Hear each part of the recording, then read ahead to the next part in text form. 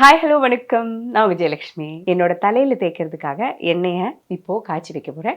அது உங்களுக்கும் பயனுள்ளதாக இருக்கும்னு நினைக்கிறேன். வாங்க நம்ம இந்த எண்ணெயை எப்படி காய்ச்சறதுன்னு பார்க்கலாம். நான் எடுத்து வச்சிருக்கிற கூடிய பொருட்கள் பார்த்தீங்கன்னா கறிவேப்பிலை, கத்தாழை எடுத்து வச்சிருக்கீங்க. முதல்ல நம்ம சின்ன வெங்காயத்தை உரிச்சிக்கலாங்க. இப்போ இதை நம்ம இடிச்சு வச்சுக்கலாங்க. அடுத்ததான் நம்ம கறிவேப்பிலை இப்படி எடுத்து போட்டு வச்சுக்கலாங்க. இலையை மட்டும் அலோவேராவை நம்ம பாருங்க, நம்மளோட அலோவேராவை நம்ம தோல் சீவி எடுத்துட்டு வந்தாச்சு. இப்போ இந்த மாதிரி குட்டி குட்டி பீஸா ஒரு ஸ்பூனை வச்சு இப்படி சுரண்டி போட்டுருங்க. இப்போ கடாய் அடுப்பில் வச்சுக்கலாம்.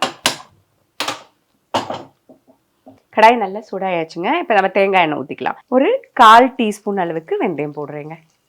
வெந்தயம் இல்லாமல் ஹேர் கேரே கிடையாதுங்க. பாருங்க, நம்ம தலைக்கான எண்ணெய் நல்லா வாசனையோடு ரெடி ஆகிட்டு இருக்கு. நல்ல கோல்டன் கலரில் வந்துச்சுங்க. ஆயில் வடிகட்டிடலாம். நம்ம